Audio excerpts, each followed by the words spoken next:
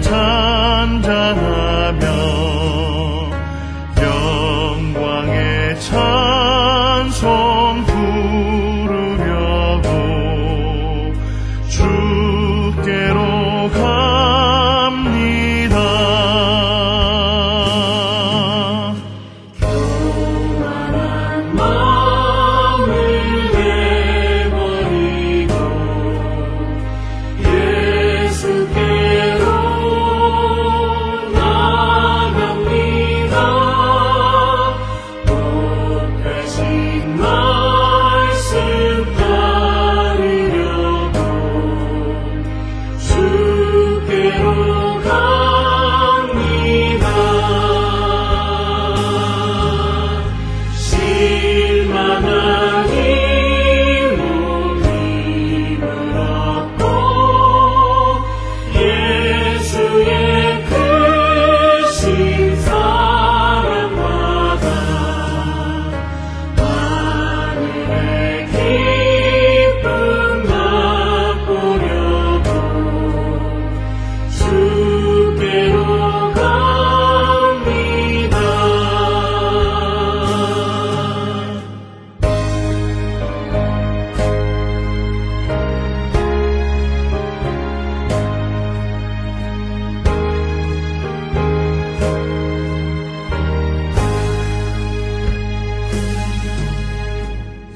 죽음의 길을 벗어나서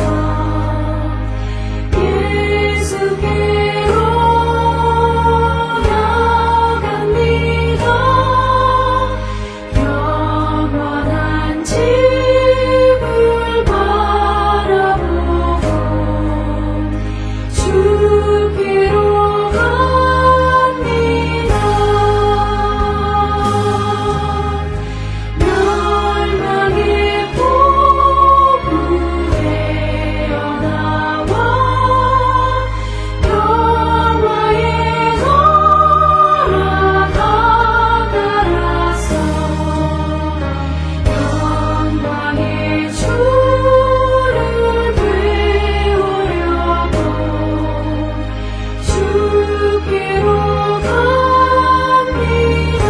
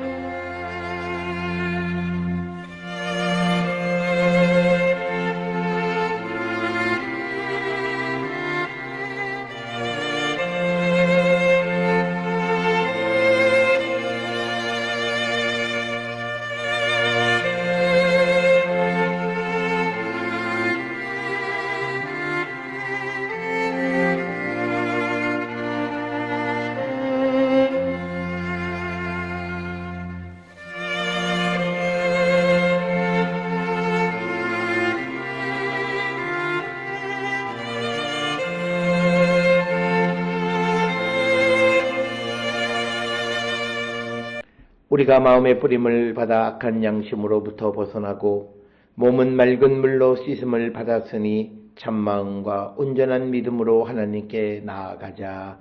아멘.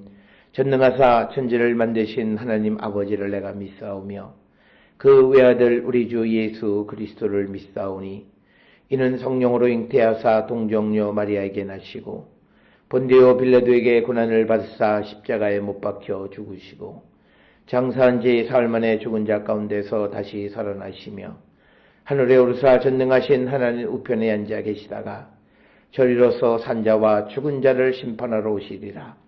성령을 믿사오며 거룩한 공예와 성도가 서로 교통하는 것과 죄를 사하여 주시는 것과 몸이 다시 사는 것과 영원히 사는 것을 믿사옵나이다. 아멘.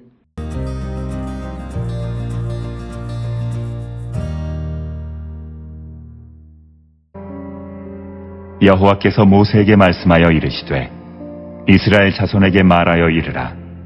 누구든지 여호와의 계명 중 하나라도 그릇 범하였으되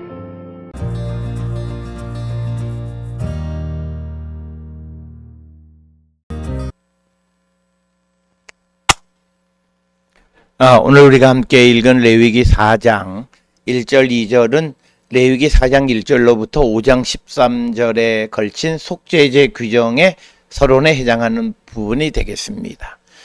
지금까지 레위기 1장부터 3장은 주로 자원제사의 성격이 강한 제사들, 곧 번제, 소제, 화목제를 설명했습니다.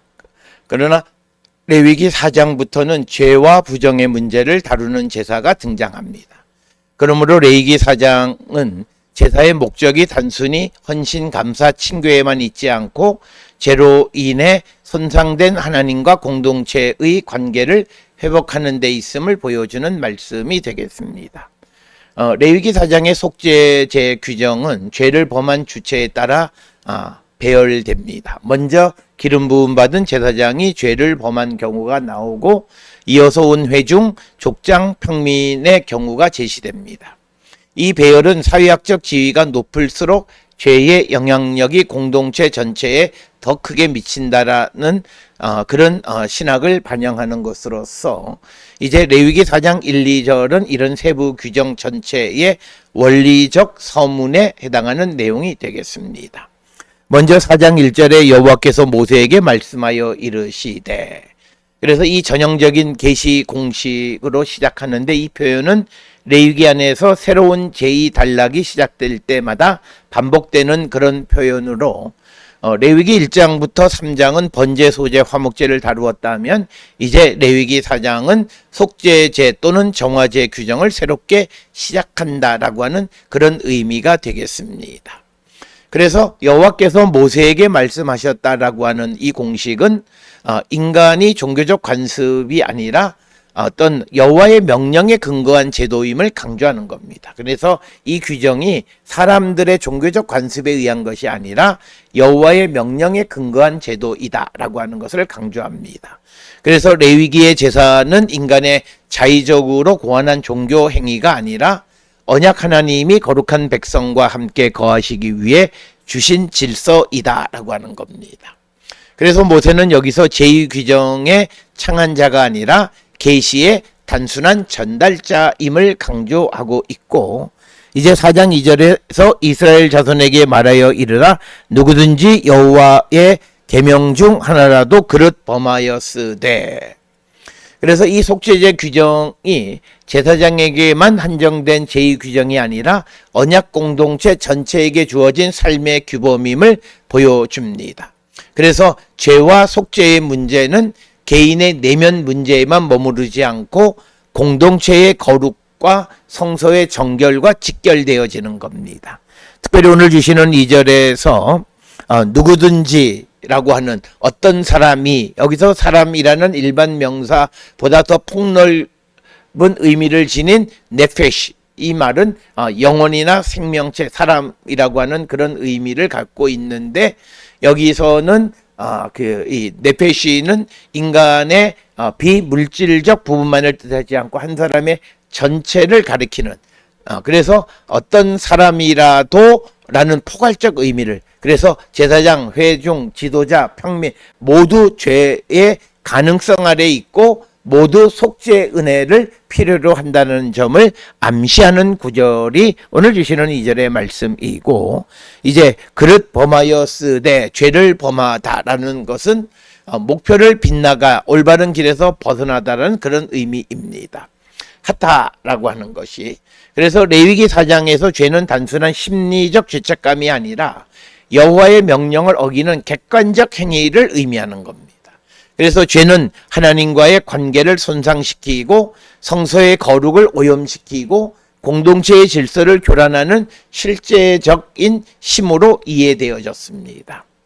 그러면서 오늘 주시는 말씀 중에서 이제 또 하나 중요한 것은 이제 이 부지중이라고 하는 개념입니다.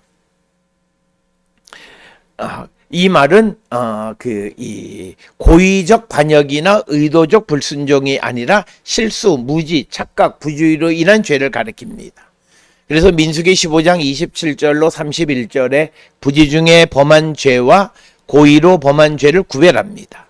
부지 중에 범한 죄에는 속죄의 길이 열려 있지만, 그러나 이 고의로 이 지은 죄에 대해서는 이 엄중하게 다루어지는 것을 보게 됩니다. 그래서 부지중이라고 하는 말이 죄의 심각성을 약화시키지는 않습니다. 레위기 4장은 의도하지 않은 죄도 하나님 앞에서 죄이고 속죄가 필요하다고 말하는 겁니다. 이는 죄를 주관적 의도만으로 판단하지 않고 하나님의 거룩한 질서와의 관계 속에서 판단하는 제사장적 신학을 보여주는 겁니다. 그래서 랍비 전통에 의하면 이 부지중이라고 하는 것을 매우 중요하게 다루어서 미시나와 탈무드는 고의적 범죄와 부지중 범죄를 구별해서 속죄죄의 적용 범위를 세밀하게 논의합니다. 특히 안식일 규정이나 음식 규례처럼 명령의 내용을 알지 못했거나 특정 행위가 금지된 행위임을 인식하지 못했을 때 속죄죄가 요구될 수 있다 보았습니다. 그래서 라쉬는 이 구절의 부지중해를 율법의 금지사항을 알지 못하거나 그 행위가 금지된 일임을 착각한 경우와 관련해서 설명하고 있습니다. 그래서 그는 속죄죄가 악의적 반역자를 위한 제사가 아니라 실수로 죄를 범한 자를 위한 제사다, 이것을 강조합니다. 그래서 여호와의 계명 중 하나라도 라고 하는 것은 여호와의 명령은 언약 백성이 따라야 할 하나님의 구체적인 뜻을 의미합니다. 그래서 레위기에서 죄는 추상적 도덕적 감정이 아니라 하나님의 명령에 비추어 규정되어지고, 모든 명령 가운데 하나라는 표현은 작은 계명 위반도 하나님 앞에서 가볍게 취급될 수 없다라고 하는 것을 말합니다. 그래서 거룩은 큰 범죄를 피하는 것만이 아니라 하나님의 명령 전체에 민감하게 반응하는 삶을 말하는 겁니다. 그래서 그릇 범하여, 이 말은 해서는 안 되는 일, 즉 금지 명령을 어긴 경우입니다. 레위기 4장의 속죄는 주로 금지된 행위를 범한 경우를 전제하고 있다라고 하는 겁니다. 그래서 여기서 말하는 죄는 단순한 제의적 실수만이 아니라 하나님의 명령에 의해 금지된 행위를 실제로 행한 경우가 해당한다. 그래서 레위기 4장 1, 2절은 죄가 인간의 의도만으로 판단되지 않는다는 사실을 보여줍니다. 인간은 자신이 죄라고 의식하지 못했더라도 하나님의 명령을 어길 수 있으며 그 죄는 하나님 앞에서 실제적인 문제로 남는다. 그러므로 죄의 기준은 인간의 양심이나 사회적 관습이 아니라 여호와의 명령임을 강조하는 것이 오늘 주시는 본문의 말씀이 되겠습니다. 그래서 오늘 주시는 이 본문은 하나님의 거룩이 공동체 전체의 삶을 규정한다는 점을 보여줍니다. 그래서 죄는 개인적 실수로 끝나지 않고 성소와 공동체의 거룩에 영향을 미친다, 이렇게 보았습니다. 그래서 레위기에서는 속죄는 단순히 개인의 죄책감을 덜어주는 심리적 위로가 아니라 하나님이 거하시는 공동체의 질서 회복을 하는 것을 의미하는 것이 되겠습니다. 그래서 오늘 주시는 이 본문은 하나님의 은혜를 보여주는데, 하나님은 부지 중에 죄를 범한 자를 버리지 않고 속죄의 길을 마련하셨다는 거죠. 거룩하신 하나님은 죄를 가볍게 여기지 않으시지만 동시에 죄인의 회복시키는 제2의 길도 열어주셨다는 겁니다. 그래서 레위기의 제사는 하나님의 거룩과 자비가 함께 작동하는 제도이다, 이렇게 말할 수 있고, 그래서 오늘 주시는 레위기 4장 1, 2절은 현대신앙 공동체가 죄를 단순히 의도적 악행으로만 축소해서는 안 된다는 점을 가르쳐 줍니다. 사람은 무지, 부주의, 자기중심성, 구조적 무감각 속에서도 하나님의 뜻을 거스를 수 있습니다. 따라서 성도는 나는 일부러 그런 것이 아니다라는 말로 모든 책임을 면제받을 수 없고 하나님의 말씀 앞에서 자신의 삶을 성찰해야 함을 가르쳐주는 말씀이 오늘 주시는 본문의 말씀이 되겠습니다. 그래서 오늘 주시는 말씀은 하나님 앞에서 무지한 죄까지도 정직하게 인정하고 회복의 길로 나가는 신앙을 요구합니다. 성숙한 신앙은 자기의 의도적으로 잘못했는가만 묻지 않고 하나님의 뜻을 충분히 살피지 못한 채 살아온 영역이 무엇인가를 묻는 겁니다. 그래서 이것은 죄를 은폐하거나 합리화하는 태도가 아니라 하나님의 거룩 앞에서 자신을 낮추고 대속의 은혜를 구하는 삶으로 인도하는 것이 바로 오늘 주시는 이 속죄제의 의도가 되겠습니다. 오늘 주시는 본문을 통해서 우리가 세상을 살아가면서 특히 믿는 사람으로서 우리가 의도하든 의도하지 않았든 하나님 앞에 범죄한 것이 없는가를 다시 한번 성찰하는 우리 모든 성도들이 될 수 있기를 주의 이름으로 축원합니다. 기도하시겠습니다. 사랑과 은혜가 충만하신 아버지 하나님, 우리의 삶을 돌아봅니다. 우리가 하나님 앞에 말씀에 순종하는 삶을 살아가는 거룩한 백성들이 되게 인도하시고 복내려 주시옵소서. 예수님의 이름으로 기도드렸습니다. 아멘.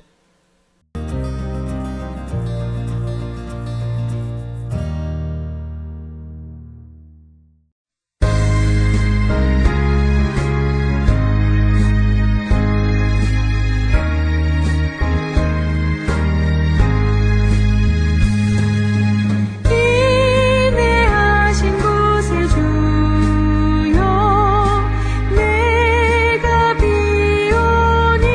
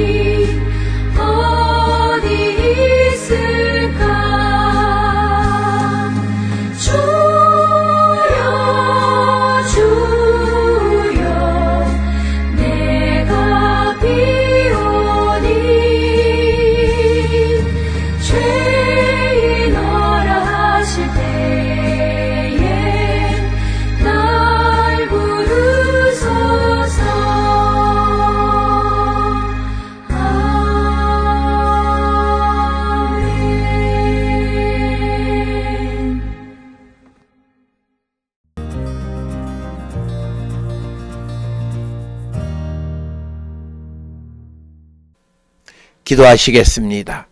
이제는 우리 주 예수 그리스도의 은혜와 하나님 아버지의 무한하신 사랑과 성령의 위로 역사 교통하심이 하나님의 뜻에 순종하는 삶을 살아가는 자 되기를 결단하며 세상을 향해 나가는 우리 모든 성도들 머리 위에 이제로부터 영원토록 함께 할지어다. 아멘. 주 너를 지키시고 그 얼굴을 내게 돌리시고